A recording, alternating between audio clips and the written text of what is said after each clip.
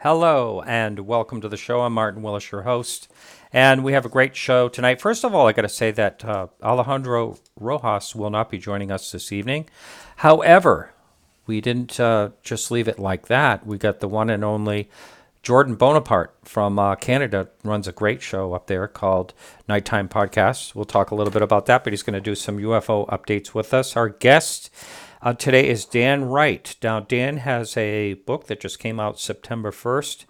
He's a longtime UFO researcher. We'll talk about that, going way back to, I believe he started in 1978 or so, something like that, in MUFON. So his book is called CIA UFO. Do I have this right? CIA UFOs Papers, 50 Years of Government Secrets and Cover-Ups. If I got that off just a little bit, but I think it's CIA's UFO Papers is the main title. And it looks like a great book. I have not seen it yet. I can't wait to actually read it. So that is going to be our conversation this evening. I thank everyone that helps out with the show, and I also want to thank you, the supporters of the show, and all the listeners. But anyone can support us. All you have to do is go over to podcastufo.com, and you'll see the support page. We also have Patreon. You can support us there as well, and with that, you get the full 2 hour or 1 hour and 50 minutes or so show that you can listen to on your media player. And that includes all the archives. We have over 370 shows now on our website. The 2 hour shows only go back about a couple hundred shows or so.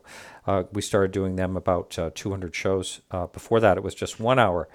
And so let's see. Oh, yes, we have a blog. Charles Lear has written a blog, and it's called UFO 911. It has to do with 911 calls, police calls, recordings about UFOs. And in that group, he also talks about Rendlesham Forest. We're going to be talking to our guest as well about that this evening. But for right now, we'll bring in Jordan from Canada. Welcome to the show, Jordan. Thanks for filling in. Thanks for having me, Martin. I got big shoes to fill with Alejandro to here, but yeah, I'm did I happy to give actually it a shot. mention Alejandro's moving? That's why he couldn't be with us tonight. I can't really remember if I mentioned that or not. But anyway, So it, yeah, it wasn't a fight. There's no bad blood or anything between you two. not yet. Yeah, there's still time for that. But Okay. yeah, but anyway, you have the nighttime podcast up in Canada, and you've been on the show. You've filled in a number of times over the years, and actually was a guest at one time, and I was a guest on your show. It's been a really good connection, and we can't forget to talk about our nice little meeting up in Shag Harbor. That was a lot Yeah. of fun. Well, and we're on about I think the 1 year anniversary of that because the Shag Harbor UFO Festival is I You think mean in 2 weeks. 2 years, right? Was it? Yeah, 2 years. Well, time flies. I know, Like you it's just said, you amazing. got 200 2 hour long episodes. You don't have time like between those to kind of feel time passing. That's I don't right. know if you get that, but I really do. Yeah, I totally yeah. get that. Yeah, but anyway, I can't believe it's been 2 years. Are they still doing the festival up there? Yeah, I'm going to be a speaker at this year's. It's in 2 weeks, and they're kind of doing a similar thing. They have kind of a schedule of guest speakers. Myself, Chris Stiles will be speaking. Several others. They're doing the boat tour where some of the eyewitnesses from the original Shag Harbor UFO event are going to go on a boat with some guests out to Uh-oh. the area where Yeah. the UFO was said to have crashed. Um, Also, I've heard rumors that there's going to be a big announcement at the Shag Harbor Festival this year by the Royal Canadian Mint, who are the people who make coins and stuff. Oh. Oh, it sounds like they're going to be making something probably. Hey, Jordan, I have so many. I know we're going to get into UFO news and all that, but I have so many new listeners to this show because more people are taking interest in this all the time. Just if you Mhm. can, and a quick nutshell for the person that's never heard of the Shag Harbor event, can you talk about that? Yeah, so the Shag Harbor UFO event, people will often refer to it as Canada's Roswell because it's a UFO incident in 1964 or 7 in a small fishing village, basically in Nova Scotia, where a large group of people uh, cited what appeared to be at the time thought to be a commercial airplane crashing into the water. They thought it appeared to be like three lights kind of passing over this small community called Shag Harbor and again into the water. I think 11 calls were made to emergency, basically to the police, which led to search and rescue, going out into the water, expecting to scoop up a bunch of people, basically fighting for their life after a plane crash. But they didn't find anything. Divers were sent down for days afterwards. Nothing was ever found. There was never a plane reported missing. The only thing really they found was some thick sulfuric smelling foam on the water. But sadly, samples were never taken of that, so that's never been identified. But the event had been the subject of several levels of government doing research and investigation into what it could have been. It's never been conclusively said what was responsible for this sighting. And again, just to be clear, it's not the kind of thing where a small group of people together had seen this. This was several groups. I think 11 or 12 separate groups of people had witnessed this. So there's, without any question, something has happened. But at this point, people refer to it as Canada's Roswell and consider it the or one of several of Canada's most well-known UFO events. Yeah, right. Can you, let's see, can you give the listener out there just also a little quick, nutshell about what you do for the Nighttime podcast? Yeah, so I actually don't live too far from Shag Harbor, but I host a show called the Nighttime Podcast where, unlike Martin's show where it's more interview, like you and a guest discussing something, mine it's more like a documentary style telling of Canadian-based crime, missing persons cases, or just plain odd or unusual stories. But one thing I have a personal passion about is the UFO phenomenon and that topic. So as much as I can, I'll take Canadian UFO events, get in touch with witnesses, investigators, ufologists, or even just people like Martin and chat it out. So throughout I guess I've done probably 80 or 90 episodes of the Nighttime Podcast at this point, and I've covered quite a few UFO events. So people who are into kind of hearing the background or hearing the story of lesser known UFO events, if you tune into my show or go through my back catalog, you'll probably find some interesting stuff. Yeah, the one you have up there recently is called the Bell Island Boom, and I listened to that, 2 episodes of that. That's really a bizarre situation where it sounds like it could be maybe a natural phenomenon, but then it just did such bizarre things to this one home. Burn the copper wires right out of the wires, and fuses shot across and made dents in the wall, and just really weird stuff. That's a great story, that one. Yeah, and there's really no question about it. Like all of the things that happened during the Bell Island boom are well documented, photographed. A lot of the witnesses have spoke several times about what had happened, including the fire marshal who was sent to investigate. But kind of the official explanation for the Bell Island boom, for people who are unfamiliar with that one, it was basically an aerial explosion, like the sound, basically a loud explosion in the sky. But for some reason, it seemed to create an incredibly bizarre amount of electrical disturbances in this one area of a small island in Newfoundland. Kind of the electrical disturbances were things like television sets exploding, so much electricity passing through the power lines, like out on the street, that there was a trail of ash below the power lines from like the rubber insulation or the rubber casing. It all melted. Several homes had to be completely rewired. A barn full of chickens was collapsed, and all of the chickens inside were basically just fried. The official, it's a really strange stuff. The official explanation is that it was a very rare type of super powerful lightning called ball lightning, and the official explanation says that the ball lightning was amplified even further due to the fact that Bell Island has a lot of iron deposits. So I don't know if that's conductive for electricity or whatnot, but that's the official story. But there's been years and years of rumors that it could be anything from a UFO event to government testing of electromagnetic energy type weapons. Oh yeah, the Russians. Yeah. Yeah, there's been after the original investigation after the Belle Island boom occurred, where the government had announced it was this ball lightning. There were several groups of Canadian, American, and Russian military people interviewing and taking photographs and poking around the island. The Americans were from Los Alamos, which I Wow. guess has a history for testing of experimental weapons.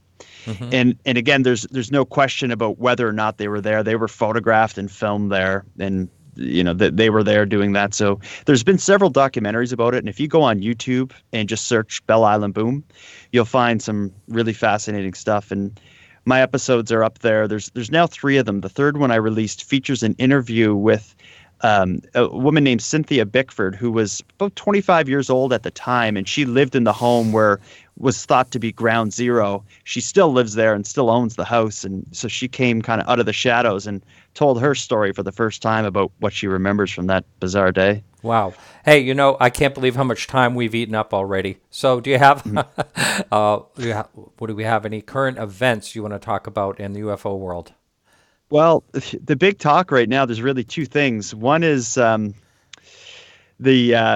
Storm Area 51 Oh yeah. debacle. And I'm sure you've said so much about that on your show at this point. But at the same time that that's being covered, we also have kind of the opposite side of the spectrum is the Navy admitting that a lot of the UFO footage that has come out and been released lately is legit. And I kind of find it interesting to see those stories juggled on the press by the press. One being really making ufology and this whole thing look bad, which is the whole Storm Area 51 thing, and then the other adding, credibility to it. So I kind of find it interesting to see how that's all handled. Right, right. Now, John Greenwald actually is the one that kind of spawned that whole conversation with the Navy, which I think is pretty amazing. I don't know how much credit he has been given, but basically it was his communication with the Navy. They admitted it with him in a document. So good for him. For He's really shaking some branches and some interesting stuff is falling off. He's shaking some interesting branches, yes. There's a lot of people that have different opinions about some of the documents, but I have a feeling, he's just looking for the truth. That's what that's my thoughts about what John's doing. But anyway, about the Storm Area 51, what type of have you looked into it? What type of turnout? I know it was in several different places. Did you find out anything about that? Yeah, I was watching it all as it unfolded, basically since the very beginning of the whole movement or whatever you want to call it. But there was a lot of infighting between the original person who started the Facebook group or Facebook event that had the 1 million people agreeing to storm Area 51 and find the aliens. The guy who started that had partnered with a local business basically to organize an event to basically like a UFO type festival, sort of like a Woodstock thing. But it seemed like they had a pretty big falling out. Eventually, there was kind of 3 separate events planned. One was in Las Vegas. But in the end, at Area 51, a couple hundred people showed up. A lot of the photos I saw were almost embarrassing. A big parking lot with, basically empty, save for a few cars. And, it seemed like everybody that was there was more like kind of like a YouTuber type. There was, any pictures you see, it's like everybody has a camera out filming themselves. So I think a lot of the people that showed up, were more so people showing up to kind of document what was happening. And, the 1 million or so people on Facebook who were going to go, just to do something, they didn't seem to show up. But I think it's definitely for the better. Well, I do too. And I think there was enough people, saying, putting the warnings out there of what could happen. And, actually, there was many pleads don't go. Don't come here. Rachel said, they really didn't want anyone. They're a town of 50 people. They have no infrastructure to handle anything like that. So I guess that's good. But I do know there were some, music fests. There was even in Las Vegas, not just the area around Area 51. There was a couple of events going on. I just haven't heard what the turnout. I think one of the turnouts was about 3,000 people, but I don't know of the other. I think there were two more other events that But was celebrating. all of them were disappointing turnouts, and it's kind of a shame because there's so many UFO conventions and festivals and stuff across Canada and the United States. It would be really cool if there was one event that kind of everybody agreed to, and it was really something special. I don't think that event should be held in the middle of the desert near a U.S. military base, but it's it would have needed to take a different direction from the very beginning, and this was it's just I think it was kind of an embarrassment, and it's one I of do those too. things Yeah. that when you talk to people that are kind of like the layman to the topic, and you talk about being interested in UFOs and all these related topics, hopefully they don't think about I hope you're one of those nuts that were going to storm Area 51. Yeah, it's funny. I've had a couple of relatives because they know I'm into the UFO topic. Like, well, what do you think about that? And it's like I think it's foolish for if someone actually thought they were going to storm Area 50, Area 51, and actually break in. It just was not. It was not a good call. And after Facebook took down the site and then they put it back up because the person who initiated it was saying, really, let's make it something else. But I mean, I was glad that actually Facebook took it down because there was someone asking everyone to do something illegal, basically. Yeah. What I thought was interesting, and this story hasn't really been told very much, is there's so much discussion around Bob Lazar and whether or not he's legit or whatnot. But it turns out he really had a lot to do with this whole Storm Area 51 thing, which is and Storm Area 51 is a massive story. But it seemed like that documentary Jeremy Corbell did with Bob Lazar, that came Yeah, out. And that generated some buzz. But then when Jeremy Corbell and Bob Lazar went on the Joe Rogan podcast, I know. I Yeah.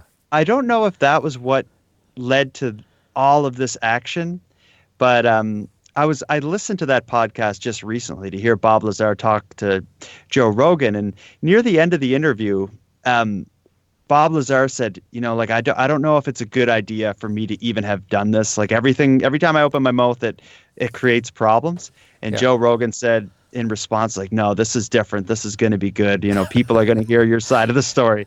Yeah. And I was just listening to that a couple days ago, and I'm thinking like Bob Lazar is probably looking at this Storm Area 51 nonsense, and Yeah. I should have shut up. Yeah. Well, I know. I hope our guest is being patient.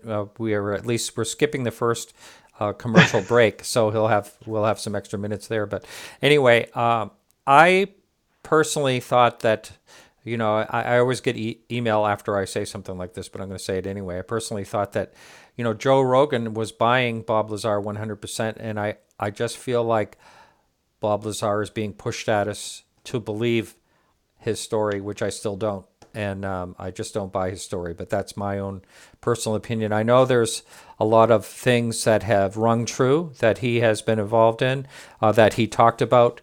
But overall, I just feel like we're being forced to believe his story. And I don't buy it. I just don't buy it. To me, it's got a bit of the almost like the Nostradamus of ufology, where he said so much stuff that every so often, things it just works out and, and That's it right. comes true. That's So right. if you cherry pick what he got right, he's doing pretty good. Yeah, excellent. That's a very good point. Jordan, as always, it's always fun to talk to you, whether we're talking on the phone or on a podcast. It's always a lot of fun. Thank you so much. And why don't you throw out there where people can listen to your show? If you search the Nighttime Podcast or go to nighttimepodcast.com, anywhere you can get podcast UFO, you can get my show, with the exception of KGRA Radio. Right. That's not going to happen because you are under contract. But anyway, thanks so much. Thanks for having me, Martin. All right, you take care. You too. All right, our guest this evening is Dan Wright, and Dan joined the Mutual UFO Network, MUFON, back in 1978. Thereafter, he served variously on its staff and board of directors. As the organization's deputy director, he oversaw thousands of UFO investigations across North America. We're going to talk a little bit about that. He wrote 3 chapters for the MUFON Field Investigators Manual, so that's interesting. And for 5 years, he conducted a MUFON project to transcribe and analyze regressive hypnosis sessions related to possible alien abductions. I find that very interesting as well. Welcome to the show, Dan. Thanks. It's really good to be with you. And thanks for being patient. As I mentioned before, we are going to sail all the way through to hour 1 for a break, so we have no break. So it's a little bit extra of a show. And again, I thank you for your patience waiting in the background for us. So, Dan. Yeah, I was curious about the Area 51 discussion. Okay. Folks should know that years ago, all of the saucers and beings and everything were moved to Utah to a place that's now called Area 52. I thought that's what happened. I love that. Yeah, that's really good. Yeah. All right, I like the way this is starting already. Dan, so what is your what got you involved in the UFO topic? What sparked your interest to begin with? Okay, I'll take a deep breath. This goes back to my father in 1967. He was a truck driver. He drove an 18-wheeler, but hauling bread to terminals, outlets, where from there they were taken to grocery stores. But he was a full-fledged 18-wheel truck driver, and he very routinely, like 3 times a week, went up the Lake Michigan coast. We're from Michigan. We're the only ones in America who can show you where we live by holding up our right hand, the mitten, palm facing your face. So he'd be going up the outside of my hand, up the little finger, and it was a U.S. Highway 131. He had done this literally hundreds of times, if not 1,000. He knew every yard light, every tractor path off the road.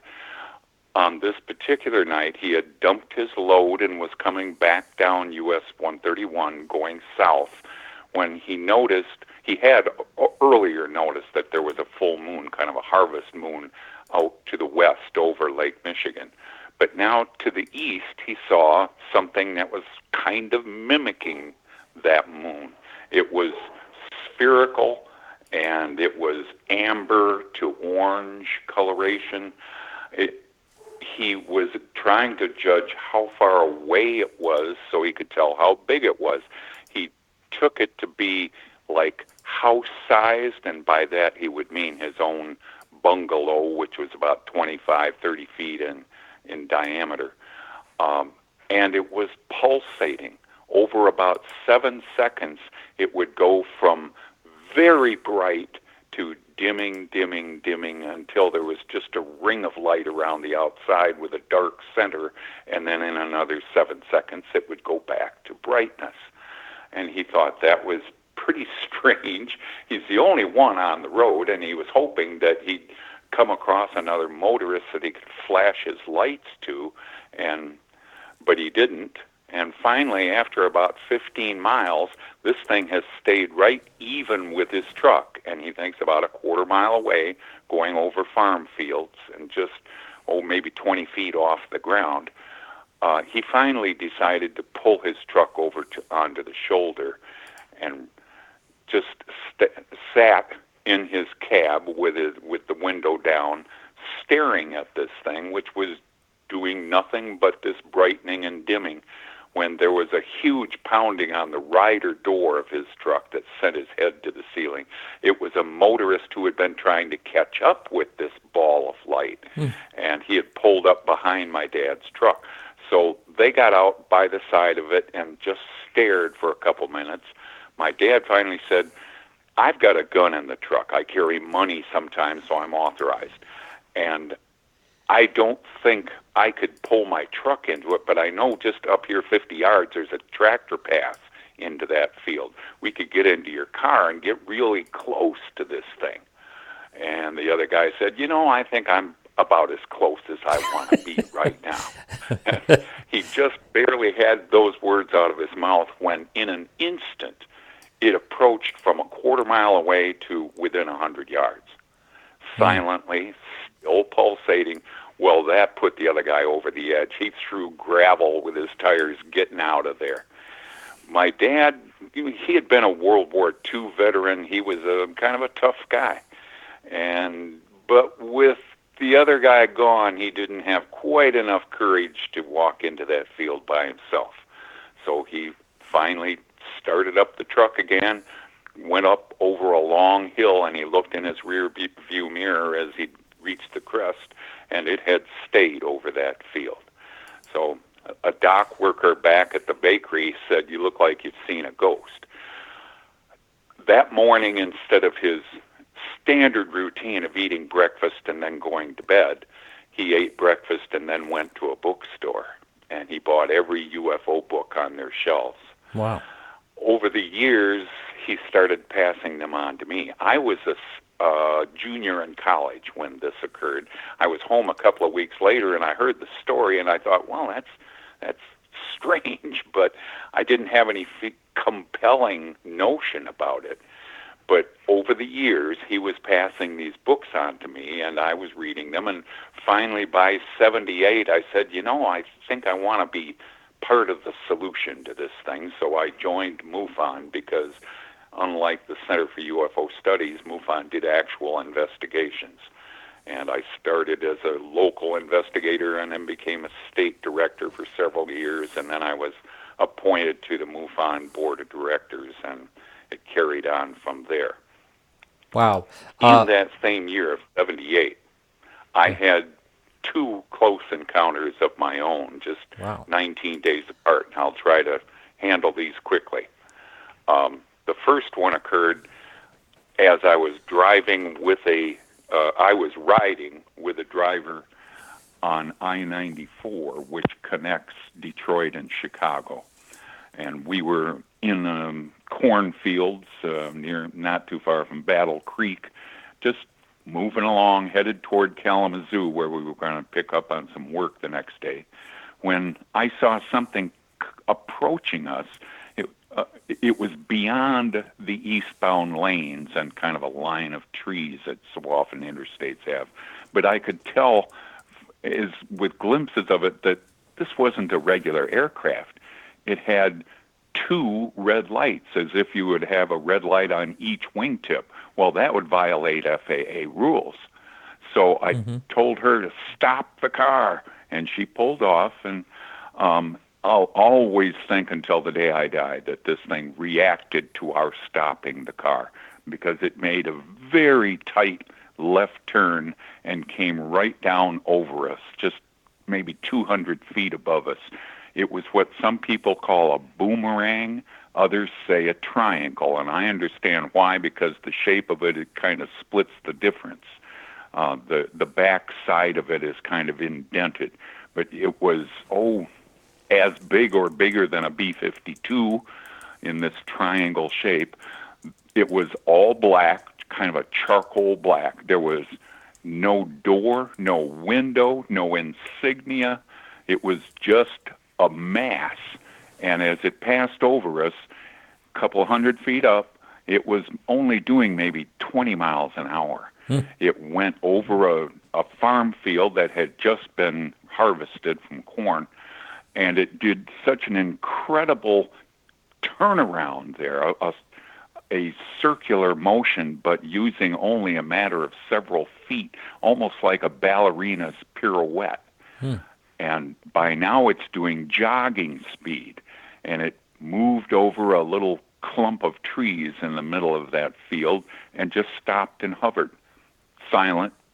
Well, as it was in the midst of performing that, the woman shouted at me, "Run, Dan, run after it."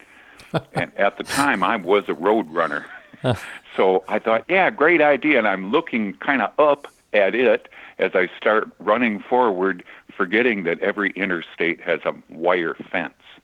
And I bounded off that like a trampoline, landed on my butt, and my first thought was, great, I just really impressed those people, or whoever's in there. Beam us up, Scotty, there's no intelligent life down here.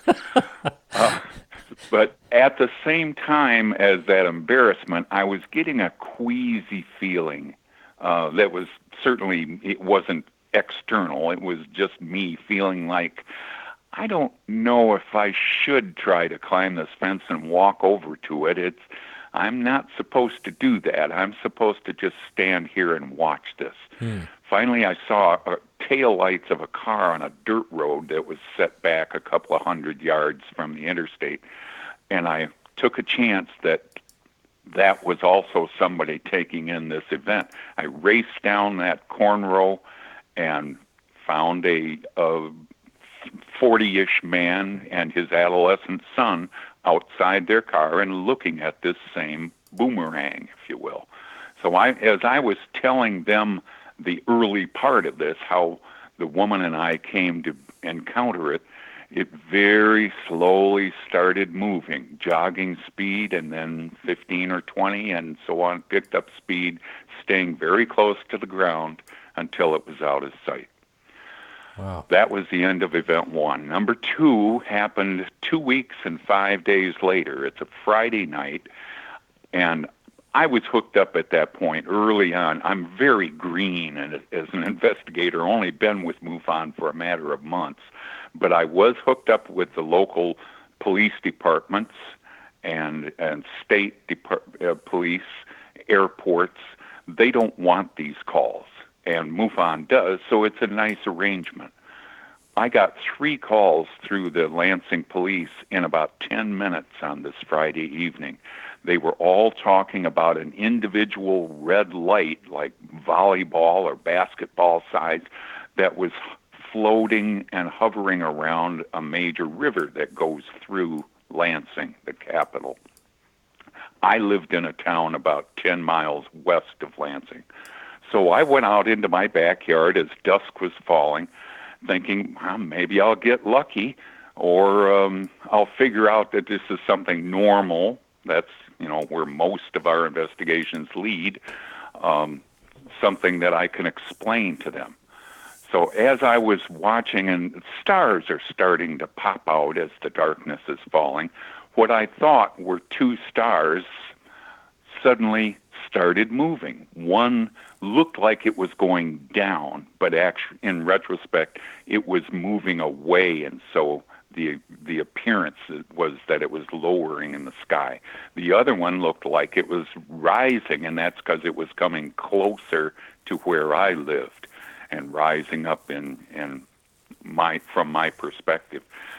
As it got closer, I could tell this is not one light. This is 4 lights, and they're in a square about 10 feet to a side. At opposite corners were 2 red lights and 2 green lights, and they were blinking at just about this pace. Blink, blink. They went past my town and continued west. Well, again, I didn't know a whole lot about the UFO subject, but I knew that every airplane in the world could have only 1 green light. This had 2. So I shouted into my then wife, who is so taken by this subject that she went back in to do the dishes. And she was really envious of my interest in this, and people out there are nodding. Yeah, those who have been involved in UFO investigations, it can strain a relationship. So I shouted in, I've got to drive. And I jumped into my Mustang and tore out onto the road going farther west. By now, these lights are most of a half mile ahead of me. And I'm straining with my eyes. I did have good vision, trying to figure out what these lights were attached to. And I finally realized they're not attached to anything. They're just 4 volleyball-sized lights at about 10 feet apart that are floating along down over this road. As we got close to another village some 7 miles west of my house, suddenly as we were approaching that, the lights shot across the road at an angle. This little village is set back from the road about 50 yards or so, and as it went over that little one-block business district, as it were, of the village, the whole sky from the ground to many thousands of feet up lit up for an instant. That gave me the impression, well, they just took a flash photo of this village, which is just a nothing place. But the lights kept going on a northwest direction, and I knew the road went straight west, so I was going to have to get off it if I was still going to chase these things. So I found a gravel road to the north, and then one to the west, and another north, and so on. But in the process, I'm falling farther and farther behind these lights. They're doing, as you say, how the crow flies. That the lights were going straight, and I wasn't. The roads were very rolling. I'm doing way too fast, hoping I don't encounter another car coming the other way. When after several minutes of this, and I'm questioning, Dan, you're putting your life at risk now. Is this worth it? Mm-hmm. And I'm thinking that over when I came into a clearing, and there they were, hovering over a farm field. And I pulled off onto a driveway. There was a farmhouse way back that was dark. I pulled my car into an angle to face these lights, and I knew nothing about Morse code, but I started flashing my headlights over and over in the same pattern, kind of mimicking Morse code, thinking I want to get something other than this monotonous red-green blinking. But that did no good. So after some 3 minutes or 5 minutes of that, I thought, well, it's time to do what you always said you'd do on the interstate. You didn't walk over to them. Walk over to this. So I opened the door of my Mustang, and I stood up between the body and the car door, and like, bam, my mind went blank. I don't know how long I stood there in that same spot between the body and the door of my car. Could have been a minute, could have been an hour. When I came to consciousness again, I'm confused, thinking, what the hell was that? Where'd the lights go? They're not in front of me anymore. And I whirled around instinctively, and now they're behind me in an adjacent field. Still just over the ground, 10, 12 feet up, still blinking red and green. The thought of walking over to them does not occur to me again. Mm. Instead, I got another queasy feeling. I'm intruding on something. Whoever's behind these lights, they've got an agenda, and I'm holding them up. I've got to drive home. Started my car and drove away. And I've probably been asked by jaw agape people 100 times since then, you confronted a UFO and you drove away? Yes, I did. Yes, I did. Wow. But that, while it was visually, it was less stunning than that original boomerang or triangle, the same one that was responsible for the Hudson Valley sightings in the 81, 82, 83. I just happened to see it a little earlier in 78. But, that was the second one really played on me. It bothered me to the point I had to stay in this avocation for the rest of my life. Mm. Wow. Interesting. You talk about this square. I had a friend that had an encounter of like a square, like box-shaped object. Now that started out as looking like a craft, and then he basically said it eventually looked like it exploded into, I think he said 5 lights that made a formation and were reacting to each other, which is such a bizarre story. But you don't hear of too many like square type objects. I think Jan Harzan had yeah. something, the orange thing, square or something like that. But you don't hear of a lot of square type objects. Right in Lansing, when I was starting out investigating, there was a family that had an encounter with a shoebox, as they put it, shaped object. It was perhaps 20 feet by 30 feet. It was big.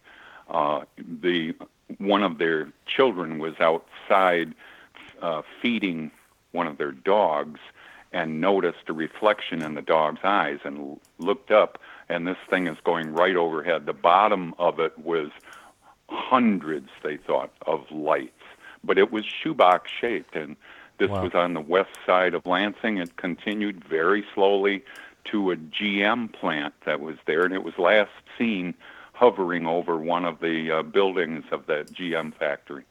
Interesting. So, you know, we haven't even touched ordinary people with extraordinary accounts. That's right. You know, we haven't even really touched on anything about what your book's about yet. I definitely want to get into that. But before I do, just a question. You started MUFON back in 1978. What was MUFON like then compared to now? Was it basically the same, you know, if you took away all the tech? It wasn't a lot different. It had been founded in '69 by Walt Andrus, who was an engineer, I believe, from Motorola.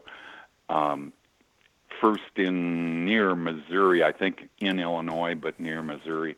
And then his job got switched to Texas, and so he took the organization with him there. It had grown rather quickly up to about 1,000 or so, and then it just stayed about that same number for any number of years. Now I think there's about 3,500 in the organization, but it's never been huge. Right. From the very beginning, they had an annual conference that they call a symposium. It's more formal than a lot of conferences where there are 10 or a dozen speakers. They would do this every year.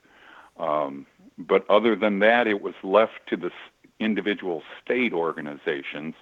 I had an organization I got up to about 50 members, I guess, and it advanced from there after I left it. And we had quarterly meetings. You know, you don't want to overwhelm people with the subject, but they want to get together frequently. MUFON always had a monthly periodical called the UFO Journal, and that is still going now. After we just celebrated our 50th anniversary as an organization this summer. Yeah, that's so right. So the short answer is it's not a lot different than it ever was. And let's talk about your book, because I would like to know the genesis of what made you dive into this first of all. Sure. But let's talk about what the CIA. Formally, the title starts with a "the," and there's no possessive word in it. It's the CIA UFO Papers. I'm sorry, I got that wrong. And it's on Amazon. It's out at some bookstores now, but you can find it on Amazon. I don't have the ISBN on me right now, but just my name, Dan Wright, and the CIA UFO Papers. I got you saying it wrong, so I just put it up on YouTube. I just put it up on YouTube. The genesis of that is, I will always thank Barack Obama that in the final weeks of his presidency, he directed the CIA to go to the National Archives where they had put CIA-related UFO research papers for many years. These were documents that had once been classified, had been released under FOIA, but to view them, you had to go to the National Archives and use one of their 4 desktop computers. You couldn't copy anything. It was just cumbersome. And so Obama directed them to put all this stuff on their own website, the CIA website, which they did, and then some. I heard about this, it was January 17 of of 2017 when that transfer occurred. I phoned Jan Harzen, now the international director or the executive director of MUFON, and figuring that he was already putting a group together, I would join the effort to see what there was to be seen from these files. And Jan said, well, actually, there is no such group, but you're free to create one. So I thought, well, before I start prevailing on other people to put in a great deal of effort on this, I'd better get the lay of the land.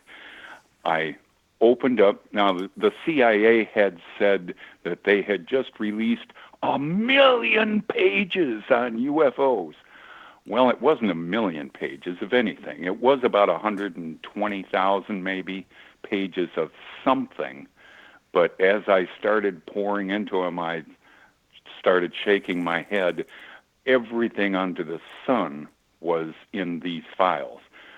Virtually none of it, 2% of it, was actually UFO related. If you wanted to know all about Bulgaria's rail tonnage in 1956, it was there. But UFOs, not so much.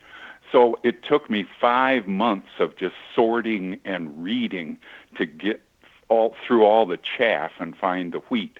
And I ended up with 550 documents that, at least in part, were UFO related.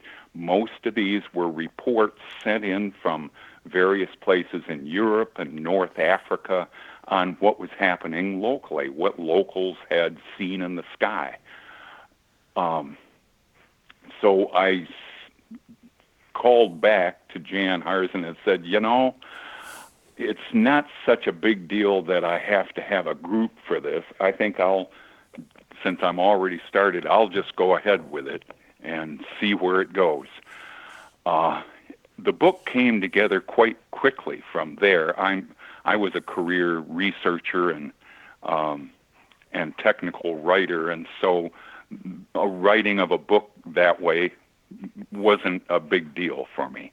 And in 7 months, I got it finished, and Jan found us a publisher of esoteric material, and it went from there. And what's your response since you've had the book out? Have you had a lot of good feedback? Since it's been out, nobody has written to me or phoned me to say, wow. Well, a couple of friends did. But I've been doing podcasts and AM radio since then, and I don't know what the audience is. I guess they say, sure, this is cool, this is strange, but it wasn't anything that they didn't already suspect of the CIA. Now, were there any big surprises that you found in those 500 plus documents? Yes, the major surprise for me, I shouldn't have been surprised. There was an office within the CIA called the Office of Scientific Intelligence, OSI, and they were made responsible for all things UFO related over the years. That when it first formed in the early 50s, the CIA formed in the late 40s, and by the early 50s, this OSI is up and running roughshod. We were also in a Cold War with the Russians. OSI was mostly, if you count up the heads, mostly cynical about the CIA, about the UFO subject, but there were always a few, and in decision-making capacities, that wanted to know more. So they never got out of the business, but they insisted always on anonymity. They saw what was happening to Project Blue Book in the Air Force being made into a laughing stock over UFOs, and the CIA was not about to be the intelligence community's Blue Book. So while they were interested, and in fact in 53 set up a group of scientists mainly to look at a series of prominent cases, and these were all quote-unquote non-believers. they insisted that the name CIA or any mention of the agency be kept out of any written material. That has never wavered. I'll bet even today the CIA has somebody or a few somebodies looking at the latest evidence. They won't let it go, but they will deny in court that they've ever been interested. Yeah, I don't doubt that at all. 1952, a lot was going on. Why is that considered a pivotal year when it comes to Yeah. this? See, after Roswell and Kenneth Arnold's sighting in the Cascades that coined the term flying saucers, the rest of 47 had all kinds of reports coming in from the public about saucers and other kinds of craft, mostly saucers. But after, say, early 48, the whole subject just died down. 49, 50, 51, there were virtually no reports from the public.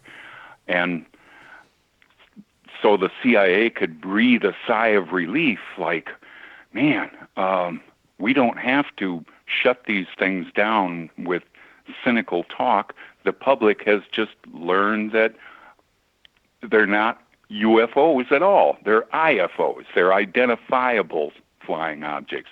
They are Venus and Mars. They're conventional aircrafts, and meteors and ball lightning and the whole 9 yards of IFOs. But they felt that they had a good handle on the whole thing. And then 52 occurred. All over the world, there was suddenly a whole bunch of activity. It started in March. By now, the OSI had put together a report of a form called Information from Foreign Documents or Radio Broadcasts, IFDRB, a classic stumbling over themselves to name a form. And these would be filled out by operatives around the world, mostly in Europe, again, and North Africa. Operatives otherwise known as spooks or spies. When they weren't busy with something Russia-related, they would pass along that locals had seen UFOs. In late April, on the same day, there were all of these are multiple witness events in Roseville, Michigan, which is a suburb of Detroit, as well as Yuma, Arizona. They were looking at odd things, tumbling, rocket-shaped things low in the sky. On May 1st, George Air Force Base in California, and then also in the first week of May, Keesler Air Force Base in Mississippi. Multiple airmen and officers were seeing things very close to the ground. It continued late May in San Antonio. There was a ship at port in a West African country named Gabon, where the ship's master and his first mate saw something rise up from the ground, do multiple 90-degree turns, and finally move off into the sunset. A really cool case occurred in July. An East German father and his adolescent daughter, were riding his motorcycle when a tire blew. As he's starting to attend to that, the daughter called his attention to something that was stirring in the woods. They were interested enough that they walked into the woods to see what that was about. And as they got well into it and saw that there was a clearing within the woods, there was a very unusual, I guess you'd call it a saucer. It was round, boundaried in a circle, but above a small compartment, there was a 10-foot black cone. Outside it were two small entities wearing metallic kind of suits. and had lamps on their waists that would flash from time to time. They stood there just 30 feet away from the scene taking it in when the daughter said something to her father, and that was overheard. The two entities raced back inside, and momentarily it rose up with a fiery, noisy exit, and they found a depression in the ground where it had rested. So I thought that was kind of a cool thing. They were in East Germany then, and later on made their escape to West Germany. Algeria, throughout the month of July, had multiple reports. There was one in the Netherlands that involved a mother and 4 adolescents. And all this led up to July 19 and 20, that night, and then a week later, July 26. At Andrews Air Force Base, which is where Air Force One is parked in Maryland, as well as Washington National Airport, the radars at both were picking up unknowns that shouldn't have been there. And as airliners were coming in to land at National, their onboard radars were also picking up these unknowns. Unfortunately, they didn't have any way to chase them down because what Andrews was going through, it was another air base nearby that was going through construction as all of its runways were being repaved, and the squadron of fighter pilots and jets had been sent to Delaware. Wow. Well, as this kept going for a while, Andrews and Washington made a call to the Delaware base and said, "Get over here, find what's going on here." Then they really dropped the ball. The jets don't arrive until 3 in the morning. The unknowns are still there, meandering around in the sky, but as the jets got within radar range of Washington, D.C., the unknowns boogied up and away and gone. Right. We're going to have to make a pass. Yeah, I'm sorry, we're late for breaks. We okay. have to take our break here, and we'll jump back. We'll jump back on this topic as soon as we're back. Okay. So everyone, just hang in there over at YouTube. We'll be right back right after these. Oh. All right, everyone, welcome back to the show. My guest this evening is Dan Wright, and we're talking about his book, The CIA UFO Papers. And I had that wrong. I think I had CIA's UFO Papers or something like that. And the subtitle is 50 Years of Government Secrets and Cover-Ups. And just before the break, we were talking about Andrews Air Force Base. About 3 a.m., the jets came in. I believe that's kind of where you were at, Dan. If you want to continue on with what was going on, that great encounter. Sure. The pilots saw nothing because the bogies had boogied.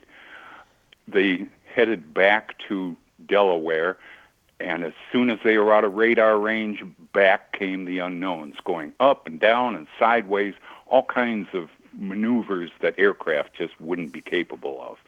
And so they directed the pilots to come back. And as they approached D.C., once again, the unknowns left. And so it was a wash for the Air Force.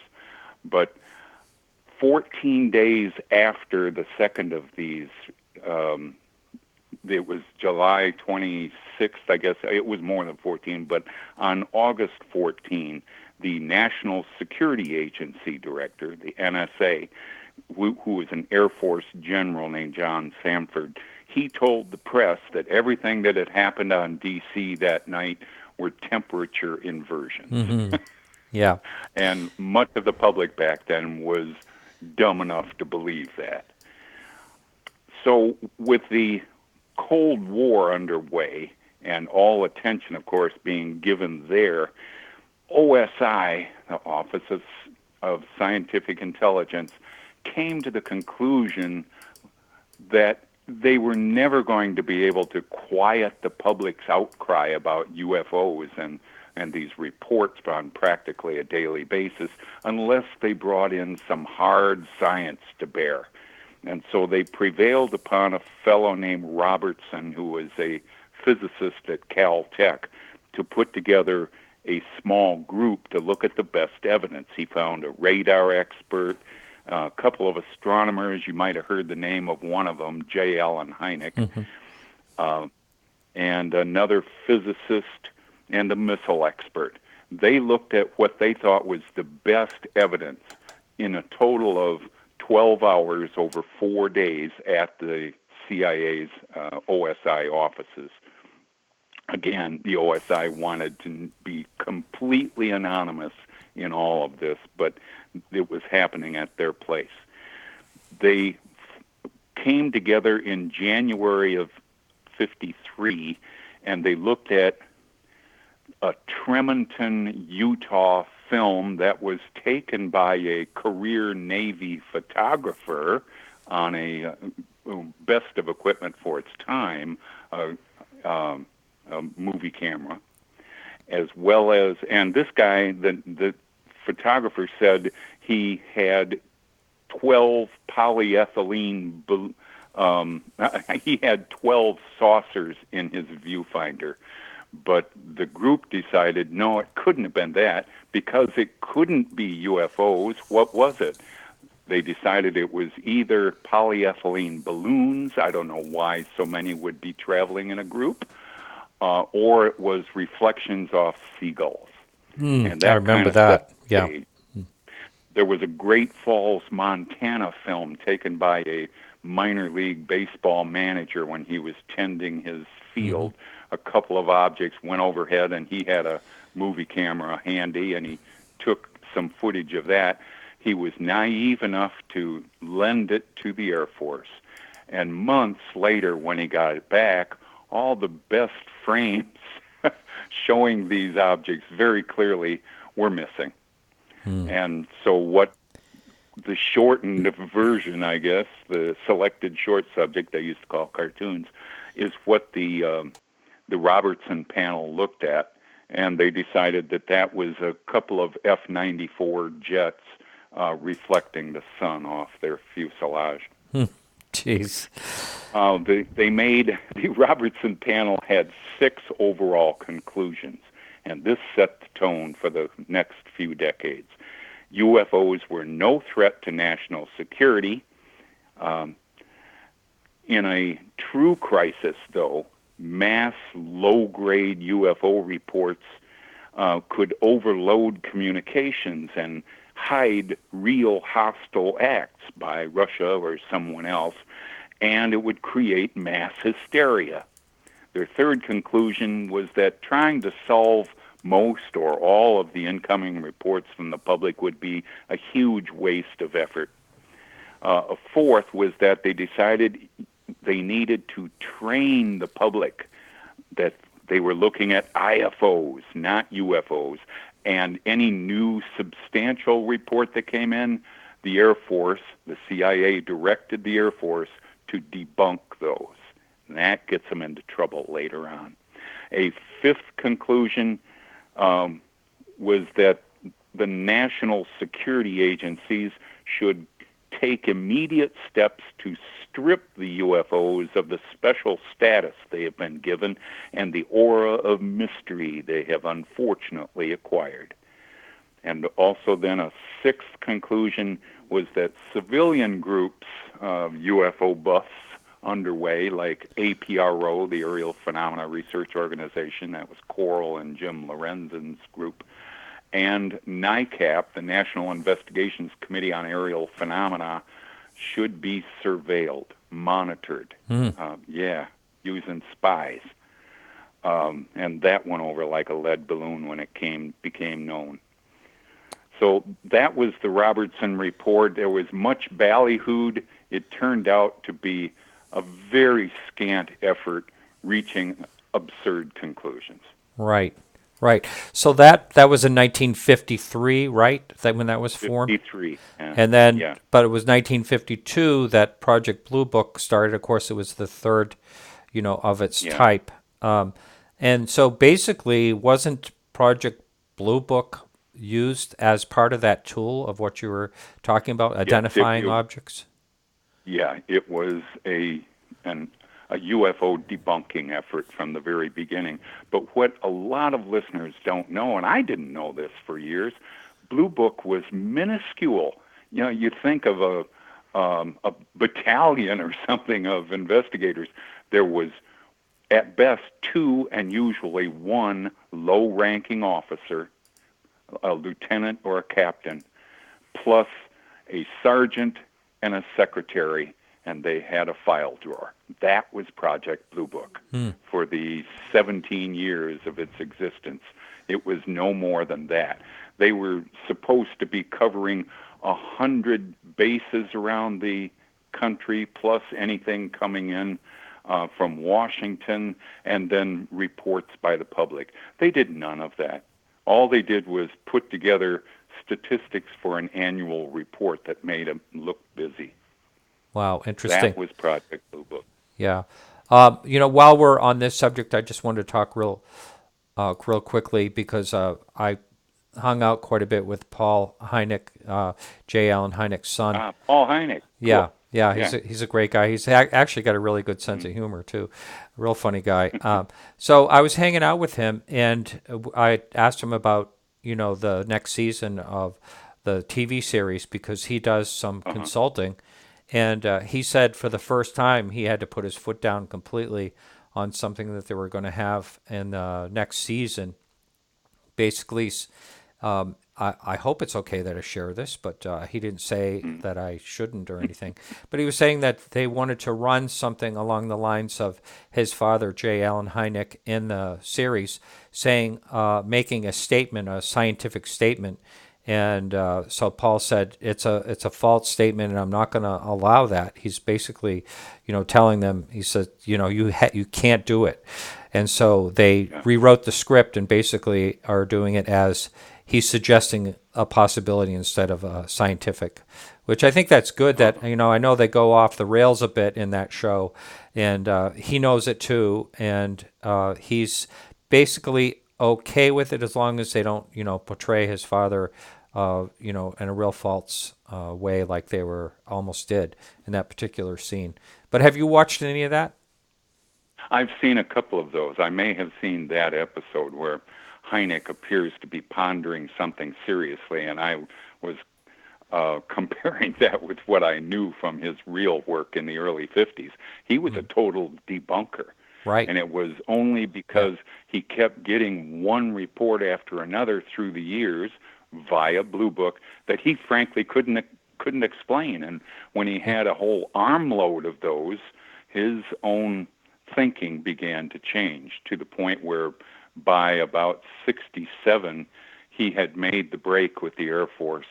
And, of course, in 1973, then, he founded his own agency or organization, the Center for UFO Studies, that now carries his name. He was a good man. I had the great pleasure of spending an entire evening with him and regaled him with local investigations.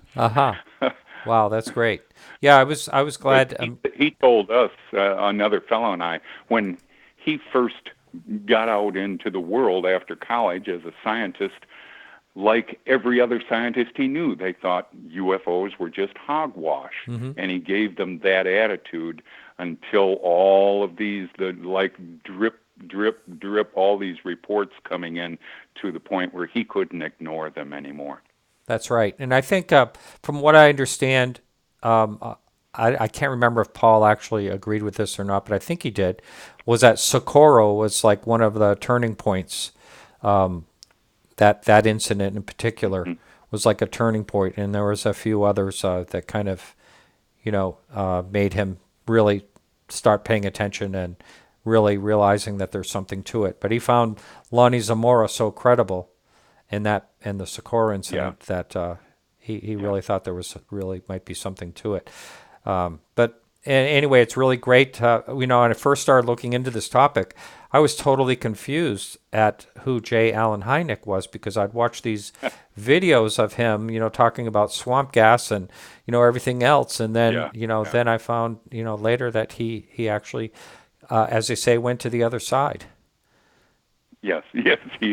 I'm sure the Air Force didn't appreciate his turning coat on them.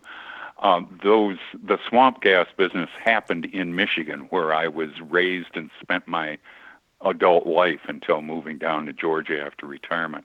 And the second of those, just a couple of nights apart, happened at Hillsdale College, where a dorm full of co-eds, 87 of them in total, plus a couple of administrators from the college, saw this long event that happened over a couple of hours.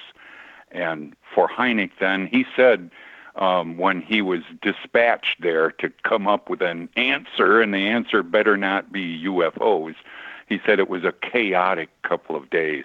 And as soon as he uttered the phrase swamp gas, he regretted it. But he was stuck with it, and he became a laughingstock, just like the rest of Project Blue Book.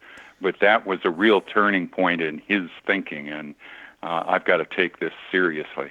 Right.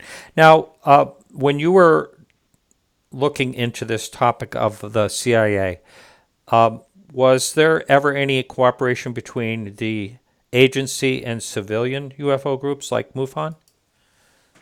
Yes, in 65, I believe,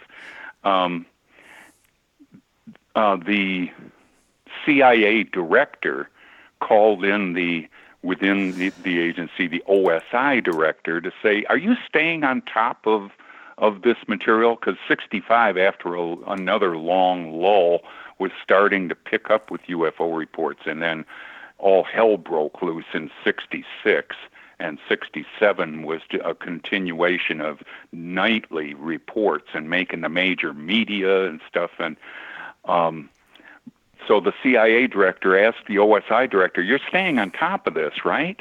Well, actually, he had not been, and his people had not been in quite a few years. So they approached the National Investigations Committee on Aerial Phenomena, the private NICAP group, and borrowed over 100 of their investigative reports to kind of get up to speed. So, yes, was there cooperation? At one time, there was, out of necessity on the CIA's part. Wow, that's really interesting. I saw in your notes something about the word ham sandwich. What does that actually mean? It was my cute way of conveying that there were a couple of thorns in the CIA's backside. One of them was a guy named Leon Davidson. He was just a nondescript chemist, but at a famous laboratory, Los Alamos, that was handling very sensitive stuff. And he got wind in his private hours of something that had occurred in the Chicago area that involved a code over a ham radio band.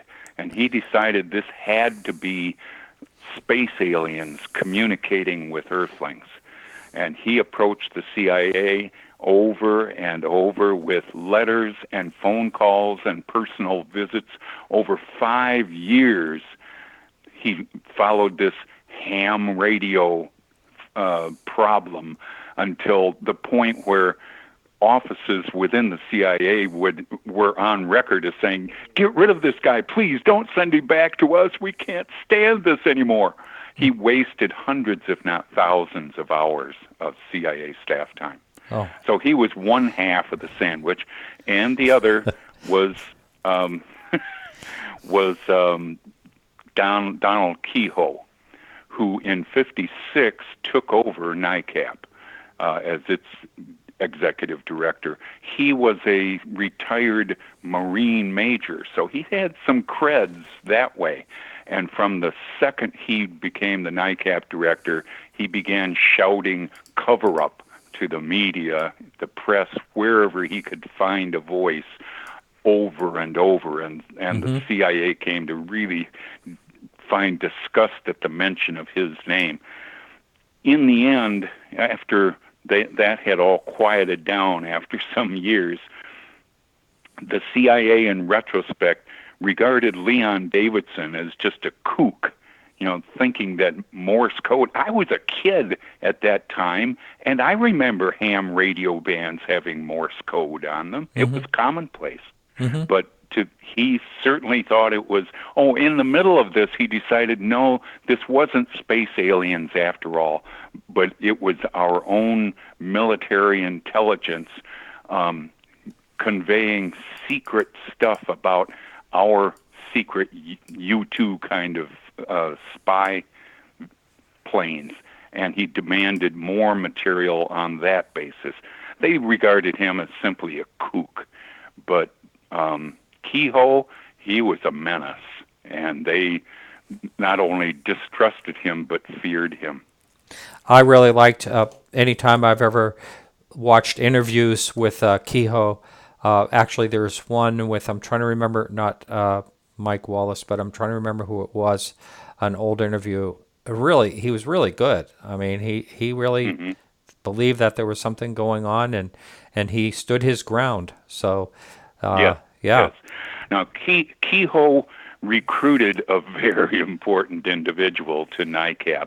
His name was Roscoe Hillencoder. He was a retired Navy admiral, and more important than that, in the years just after World War II, for a year or so, he was the CIA director. Wow. But he joined NICAP and was on its board, and he made issued a statement to the press at one point saying, behind the scenes, high-ranking Air Force officers are soberly concerned about the UFOs, but through official secrecy and ridicule, many citizens are led to believe the unknown flying objects are nonsense. The Air Force has assumed the right to decide what the American people should or should not know.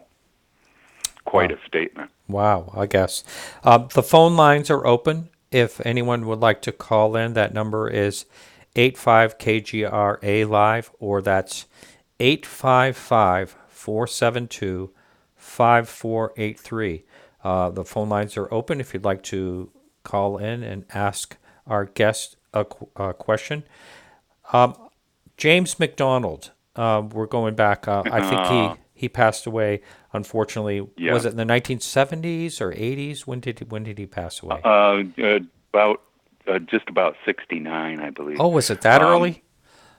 Yeah. Oh. He was an atmospheric physicist at University of Arizona, and he became quite forceful looking at the 53 Robertson Panel report. He went to Wright-Patterson Air Force Base, where all of Project Blue Book's files were held, and he was able, at that point, they trusted him, I guess, to read through a lot of the Robertson Panel pages, and he noticed a memo attached to this report, the final Robertson Panel report, a memo from the CIA directing the Air Force to debunk future UFO sightings.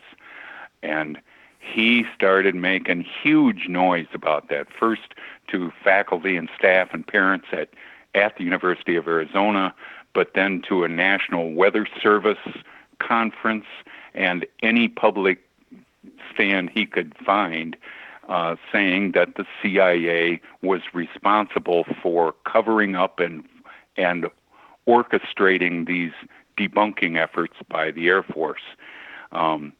He, after several months of chiding the Air Force and the CIA, especially about an Air Force regulation that had come out in '62, commanding that airbase commanders could no longer talk to the public or the press about UFO reports unless they were resolved. If they were IFOs, the base commander could talk about them.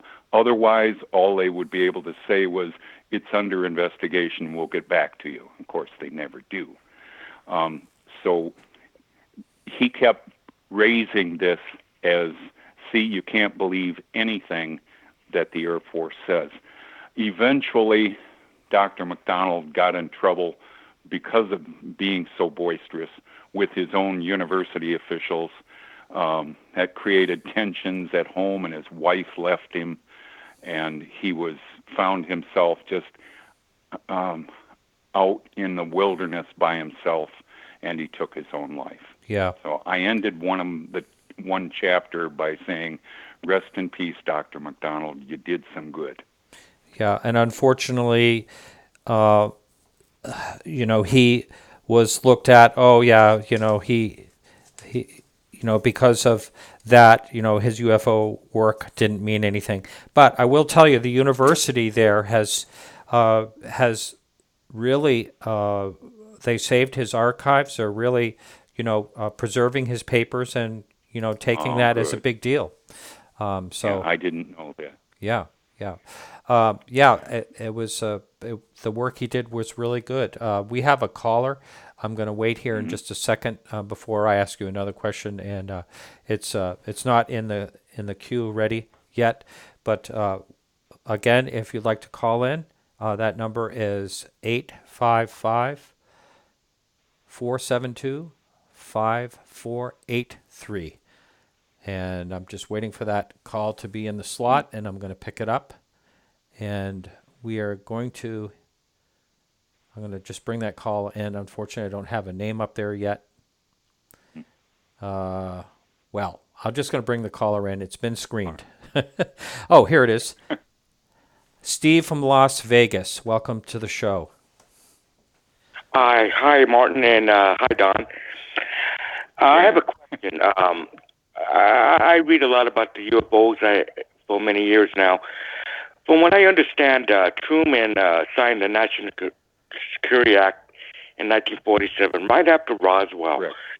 which made me believe that maybe that's the whole purpose why he established the CIA was to cover up this Roswell incident in the long term. And through the history,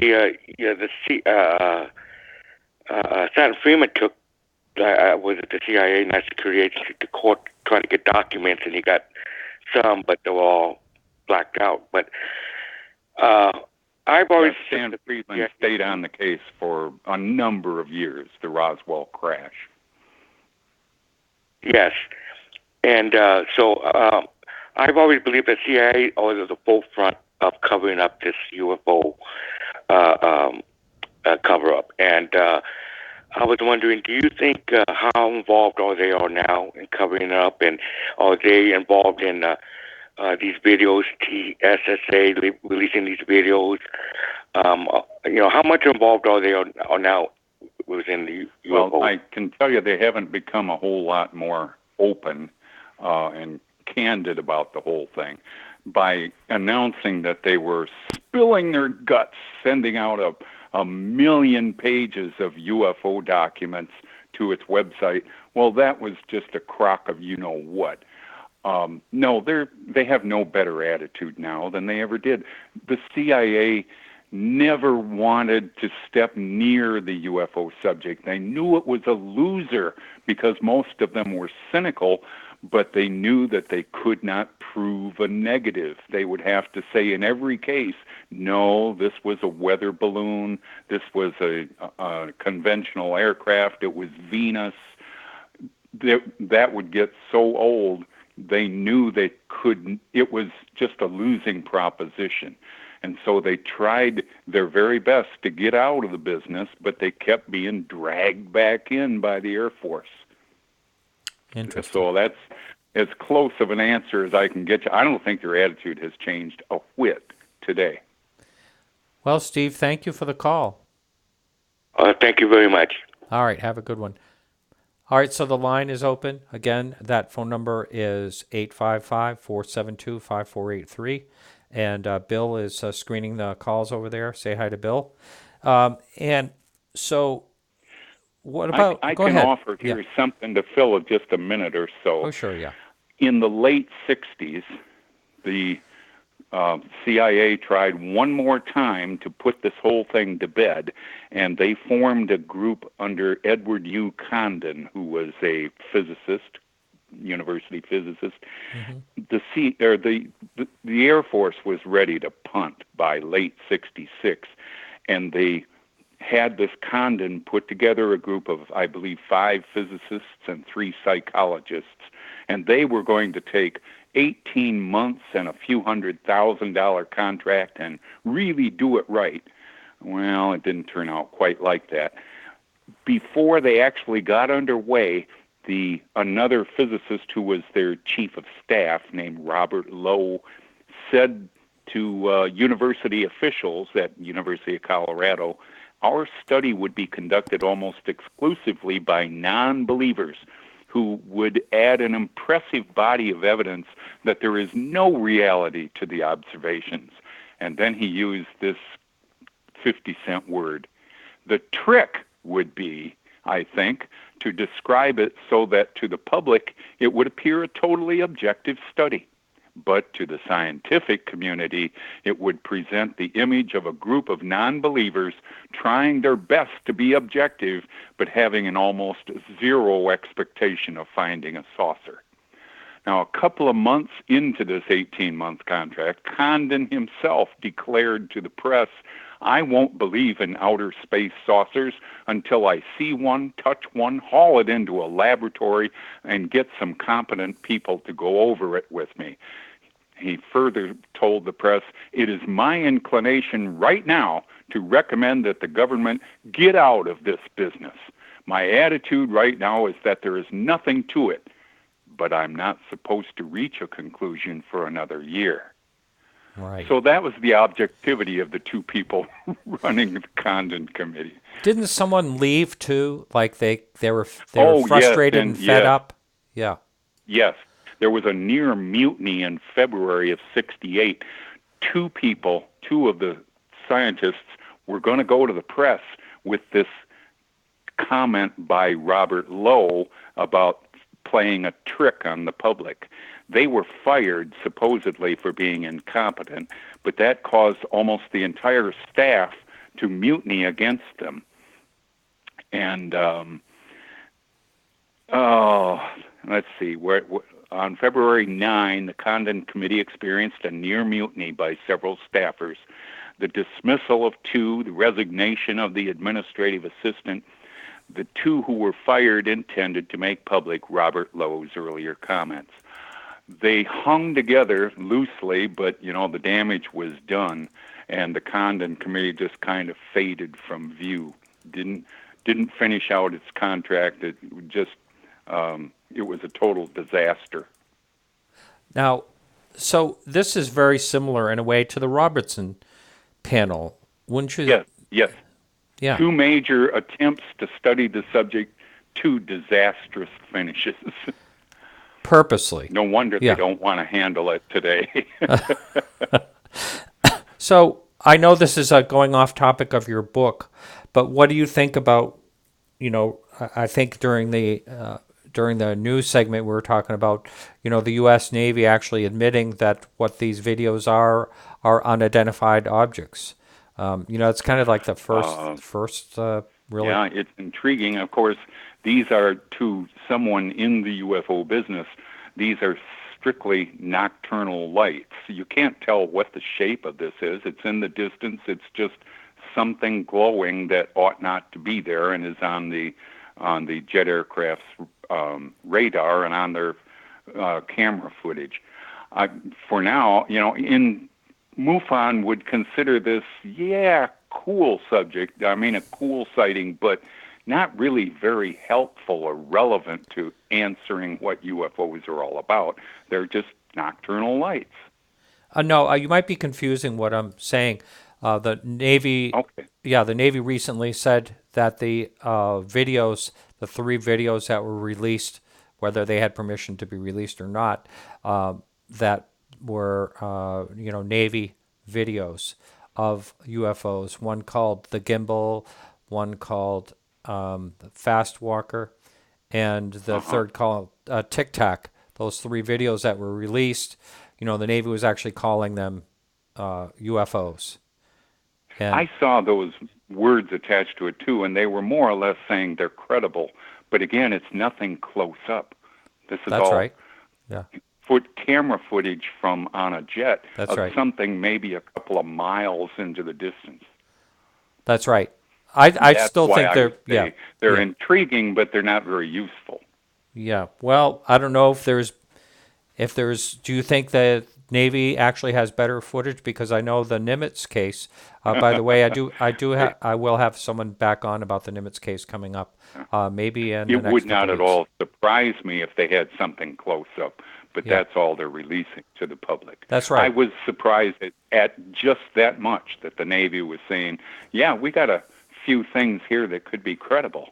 That's the first time anybody in the military or intelligence establishment has owned up to the reality of UFOs in decades. So it's important that way. Yeah, absolutely. And I know that people have seen, some witnesses have seen the footage of the Tic Tac UFO off the Nimitz that was actually in color, and it wasn't radar or anything, it wasn't the infrared. It was actually a very, very clear video that has been seen, but of course that has, that we won't see that film, as far as I know. No, will not. And by Tic Tac, I assume that, like the candy of Yes. from my youth, really, Yeah. it's an elongated oval. Yeah. Not quite a cylinder, but it's certainly not a saucer. And it may or may not at times be shrouded in a kind of a fog. Whatever that's all about. Sometimes they are, sometimes they're not. But yeah, the Tic Tac. And it's of substantial size. This is not something tiny. It's not Right. Automobile size. It would be much larger. Yeah, according to David Fravor, the pilot that actually saw it, witnessed it, he's saying that he thought it was about 45 feet, which is substantial. You're right. Yeah. Yeah. Yeah. Okay, so let me just see if we have any calls in there. Also, I will try to look for some. Well, we actually do. We have Andy calling from Connecticut. Andy, you're on the air. Welcome to the show. Hi, guys. My question for Dan is, what are his thoughts on the idea that the CIA's attempts to control the narrative were doomed from the start, just based solely on the fact that it seems as though that all the encounters and sightings and things are far beyond their control? And I'll take your answer off the air. And a good show as always, Martin. Thank you. Thanks, Andy. If first you practice to deceive. Yeah. The CIA got in over its head, thinking they could control this, and when they couldn't, they tried to get out. But because of thanks to the Air Force, the CIA kept being dragged back into this to put out a fire or put out a report to say, again, there's nothing to this. They did not know what to do about UFOs, and they ended up doing virtually nothing. But they really gave themselves a black eye in the process. Didn't do themselves any favors, and I won't be joining them anytime soon. I think along those lines, I understand why the Air Force wants to drag about anybody in, because when they don't have control of their skies and they can't give answers to what these things are, Yeah, you struck upon it. The Air Force and the CIA both believe that if they offered to the public that there was any credence to these reports, well, what would that say about the U.S.? It would not be invincible anymore. Mm-hmm. There's something out there that moves around and does what it wants, and we can't do anything about it. That doesn't make us sound very powerful. And if for no other reason, that was enough to keep this all quiet and debunked. Wow. I can't believe where our next guest is calling from. Okay, I'm going to take our next phone guest, that is. I'm going to take him. Gil, calling from Roswell. Is it Roswell, New Mexico, or Roswell, Georgia? Where are you calling from? Yeah, New Mexico. Yeah, wow. You are our first Roswell caller. Are you at the debris field? I'm actually southeast between Roswell and Dexter, as a matter of fact, out on the ranch. Aha, wow. Thanks for the call. You have a question for our guest tonight? Yeah, I was wondering if he knows anything about or remembers anything about the Stephenville lights. No, I'm sorry, I'm not familiar with that. Yeah. When was it? Was that in the It was 8th? around When was it? Do you know? 2007, 2008, when they had the big triangle over there. Quite a few witnesses. By the Bush Ranch? Frankly, I was not with MUFON at that time. I kind of semi-retired in 2003 and didn't pick it up again until this project in 2017. And I really didn't. I had reached a point after 35 years in this business or 25, I guess it was, of thinking, I can go on till the final hours of my life, and really I won't have accomplished this much because we still haven't found out what they are, where they're from, and anything that I've accomplished is probably just a drop in the bucket, because this could be a 1,000-year or a 10,000-year observation of the Earth. I don't think that anything exciting, nothing's going to land on the Pentagon lawn or anything within the next couple of months. And so I felt that all the hours, this had cost me a couple of marriages, frankly, and the thousands and thousands of hours I put into it would really be just a drop in the bucket, and that was discouraging. So I left the business and didn't come back until this CIA file dump became known in early 17. Well, if you didn't call Gil, I would never have all this information. And I will tell you that if you're really interested in listening to a show, and that I did a show back, you can find it on YouTube, I'm sure, with Robert Powell about that Stephenville sighting. That's really interesting. He really looked into it. But thank you for the call. Well, thank you. Martin, the reason why I was calling is because I actually might have had a little bit of a witness to a part of that main night, the one that the pilot actually seen the craft. Mm-hmm. I was actually out here at the ranch here east of Roswell, out in the middle of nowhere, out by the Cap Rock here.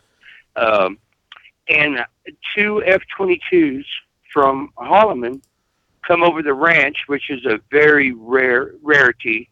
They was, they had been over there at the Holloman Air Force Base, they had been stationed there not too long before that. So they was pretty new over there, right? After the F-8, F-18 that they had over there. Mm-hmm. Yeah, the stealth fighters they had commissioned over there. Mm-hmm. But anyway, they come over with their afterburners on at real low elevation, altitude, I should say, headed straight east toward Lubbock. And it was the night that because I was sitting here doing some homework. I was going to Eastern over here. And, it little rattled the trailer that I was in. And they was headed toward there, and that happened to be the night because I was listening to Coast to Coast, and a night or two after that, and wow. George Norton come on and was talking about that. So I don't know what I would have had done with it for it, but they never come over on this flight line through here. Mm-hmm. Being born and raised out here, you never see them go in that direction. It's usually to Clovis and then to Lubbock or Amarillo, that way, toward those air bases that they have on through that way. But this night they went straight that way, and they couldn't have been over 400 feet. Wow. In altitude. That's actually, I think you have to be military to fly that low. Commercial or private airplanes can't fly that low. I believe it has to be above 500 feet. But, you may want to contact Robert Powell because I know he did a lot of work on that case. But I really appreciate the call, Gil. Oh, you're welcome, Martin. Thank you. Always a great show. Listen to you all the time. Excellent. Thanks a lot. Thank you. Okay. Coincidentally, this last Saturday, for the national anthem for the University of Georgia Notre Dame game here in Athens. Of a formation of 4 F-18s went over, as they often do for big games, but then they went right over my neighborhood, and they couldn't have been even 400 feet up. It was more like 200, and just shook the windows. Oh, yeah. People went, "Oh my God, what was that?" Yeah, yeah. Hey, I'd like to talk to you about what you just said a few minutes ago. The lines are still open if anyone wants to call in. Again, that number 855-472-5483. I totally get what you said about falling away, because I've talked to a number of people who have have gotten discouraged for various reasons and had to take a step back. I get that, and I also have said on the show many times that I've been doing this since coming up on the 8th year anniversary here in another month, a couple months actually. Good for you. Yeah, but I've said, I think it was just the last show, I said I think I know less about UFOs now than when I started. It's just, and I'm not really sure if if that's something that we're going to see a change in, or I don't expect it. I don't expect, even though I feel as though right now it feels like we're really close to something. I bet you had that feeling in the past, right? Sure. Yeah. At any number of times in the past with MUFON, thinking we're going to turn a corner, and the Air Force and Washington are going to come clean, that they've been baffled all these years. Well, no. Here we are, 40 years after I got into the business, and we're no closer to an admission than we were. Uh-huh. And, I also want to make a comment, too, about, you said all your thousands of hours of work are a drop in the bucket. You have to take a little bit of credit for that, because, you have, in your bio it says, you wrote 3 chapters to the MUFON. Yeah. Basically, you have helped. I bet you've helped hundreds of people in one way or another involved in UFO sightings that just wanted someone to talk to. I bet you were helpful in that way. That's true. So that's true. Yeah. But that and $2 will get me a cup of coffee. But it's not always. It's also.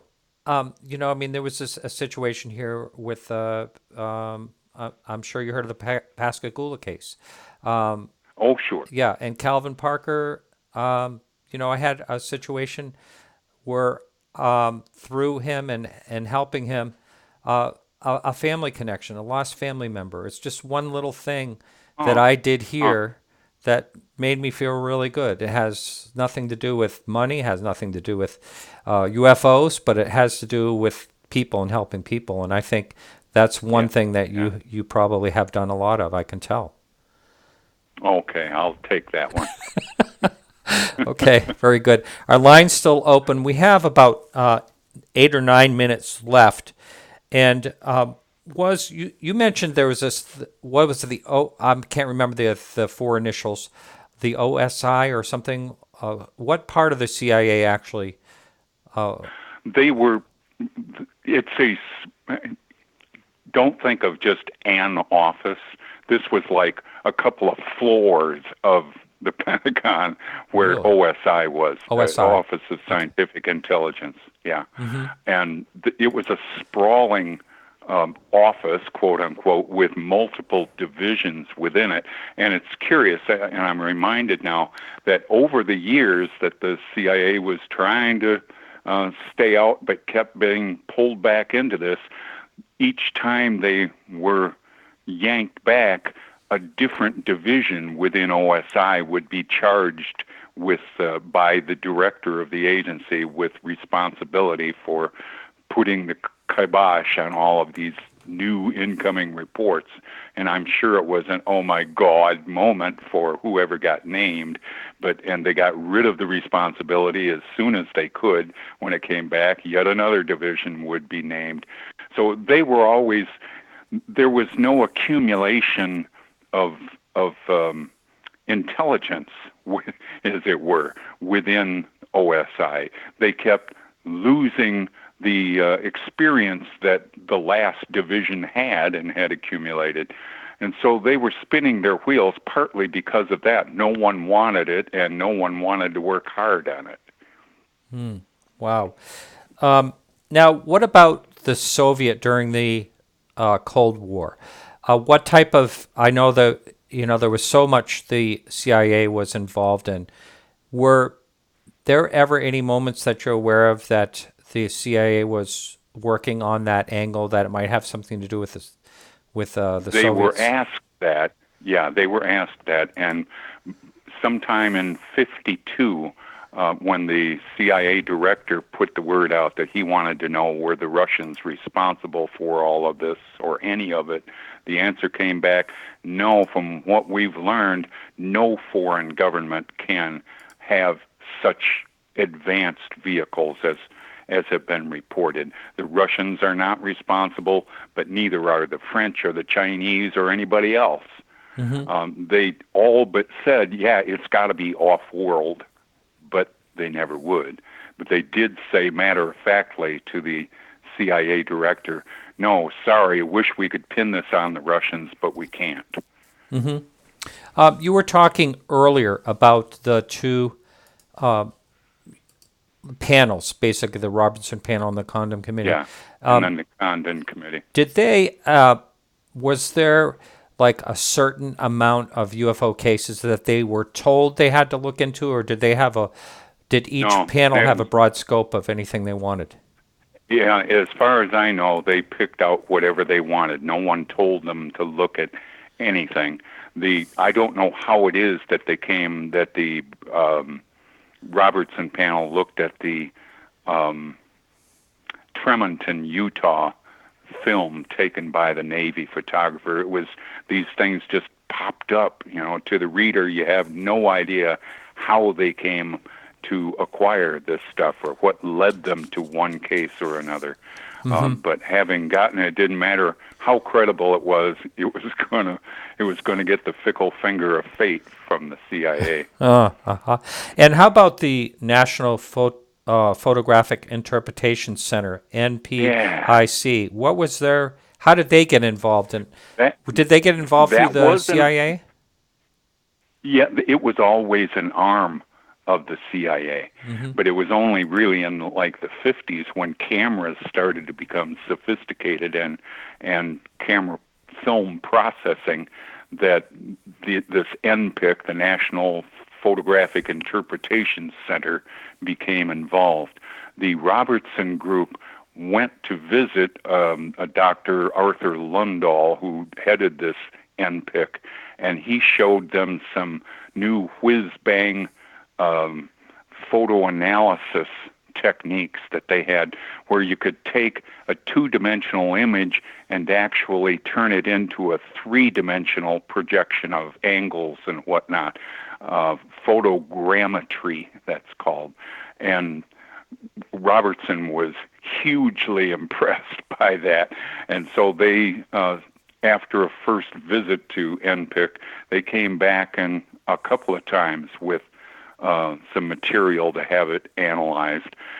It never became the center of any aspect of this, but it really was important to Robertson. He thought for the first time he had a technique to absolutely put the kibosh on somebody's claim of a UFO. Or, conversely, he could find out very easily that it was totally unexplainable. Right? They weren't going there. Yeah, they weren't going there. Purposely. They were not going to go there. No. Yeah. It just like I've accused the Air Force of for decades.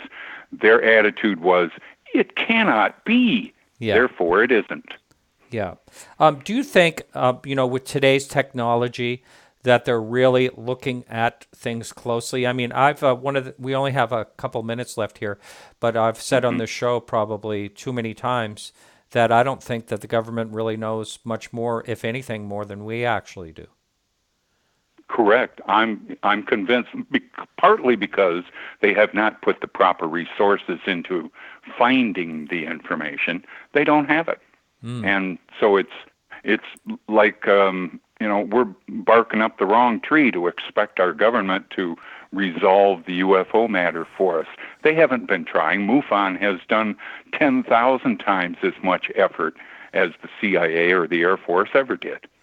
Yeah, and do you think that some people claim that they think that MUFON was infiltrated by the government? What's your thoughts on that? Do you think that's just conspiracy theory? I never had any notion of that. No, these were straight up guys, that I sat in administrative meetings with, that I had a couple of beers with. No, they were straight up and didn't have any devices on or about their bodies to to secret away information. No, that MUFON has always been just a bunch of seekers, just seeking the truth wherever it led. Yeah. Okay. Well, your book is on Amazon, and would you want to give out a way for people to contact you? That's up to you, one way or the other. Yeah, you can email me for sure, and it's pretty easy. It's my name with a little bit extra. All one word, Dan Wright, 1947, that's my birth year, at gmail.com. That's easy enough. Well, hopefully you won't get... Dan Wright, 1947, at Gmail. I hope you don't get as much spam as I do. But thank you. It's been pleasurable. Thank you so much. You bet. Have a good night. All right. You have a good night as well. All right, everyone. Hello. That's it for the show tonight. Thank you so much for listening. We will be back next week with, I'm pretty happy about this. We have William Center on next week from North Carolina, and he's a long-time and well-respected researcher. Really glad to have him on the show coming up. We have a lot of great shows coming up. But I want to thank everyone that helps out with the show. And we are out of time now, so remember to keep your eyes to the sky, and we'll see you next week.